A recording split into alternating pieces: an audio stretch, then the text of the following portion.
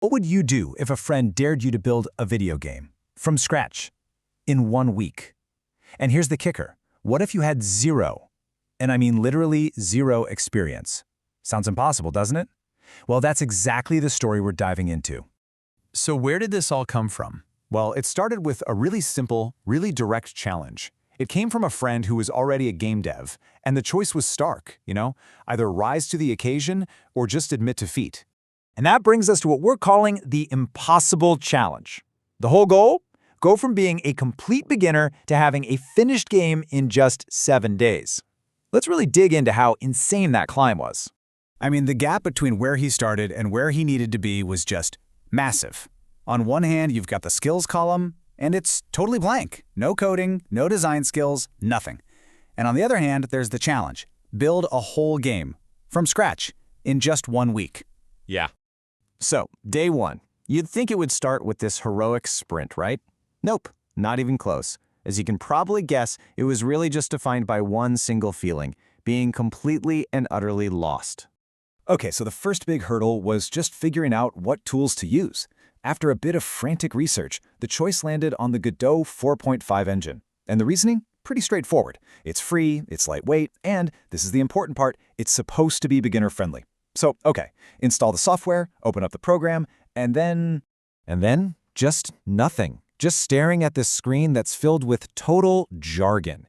Words like nodes, scenes, scripts. It was like trying to read a foreign language. You know that feeling when you're so overwhelmed you literally can't even figure out where to start? That was day one. And let me tell you, the urge to just quit right then and there was so real. So that brings us to the next phase, and honestly, it was probably the hardest part of the entire week. Days 2 and 3 were just an absolute grind. It was that classic one step forward, two steps back feeling. This is the point where, let's be honest, most of us would have just thrown in the towel. It just turned into this horrible, vicious cycle. You'd watch a tutorial, right, and you think, okay, I get this. Then you try to write the code yourself, and boom, the whole thing crashes. And you have no idea why. So what do? You delete it all and start over. And then you do it again, and again, and again.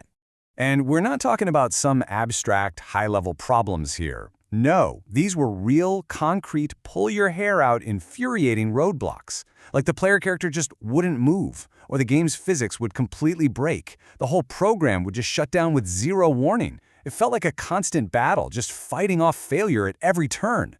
But then, right in the middle of all that frustration, something changed. Something clicked. A core idea for the game finally started to form, and that, right there, was the turning point for the whole week. And the cool thing is, the game idea was basically born from that struggle. It had to be simple, right? Simple enough for a total beginner to actually make. But it also had to be challenging enough to be fun. And so the concept emerged, a physics-based climbing game where one single mistake sends you falling all the way back to the very beginning. Devious, right? So with a clear goal in mind, the entire energy of the project just flipped. Days 4, 5, and 6 weren't about being confused and watching tutorials anymore. No, this was a full-on sprint. Just focused creation, racing against that clock. And with that focus, you could actually see the progress happening. On day 4, boom, the core player movement was working. By day 5, there was an actual level you could play around in. And then day 6 was all about polishing it up, adding a simple UI and squashing all those annoying bugs.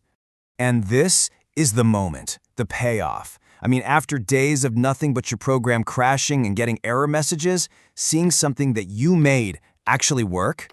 Wow, that feeling is just incredible. Look, it wasn't a masterpiece, not by any stretch, but it was a working game. And at that point, that was everything. All right, so then came day 7, the final day. The game was, done, and it was time to show it to the friend who kicked this whole thing off. What happened next was totally unexpected. And there it is, the ultimate validation. His friend didn't just say, hey, you finished it. He said, bro, this is actually good. That one sentence, that made the entire week of frustration just melt away.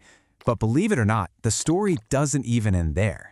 What started out as basically a joke between friends suddenly felt like something more. And his friend's next suggestion was even more of a shocker. He said, why don't you upload this to the Play Store? And at that point, why not? The game got submitted, it got approved, and it went live. Think about that. Just 7 days earlier experience. And now, there's a published game on the Google Play Store with his name on it. The impossible challenge? Complete.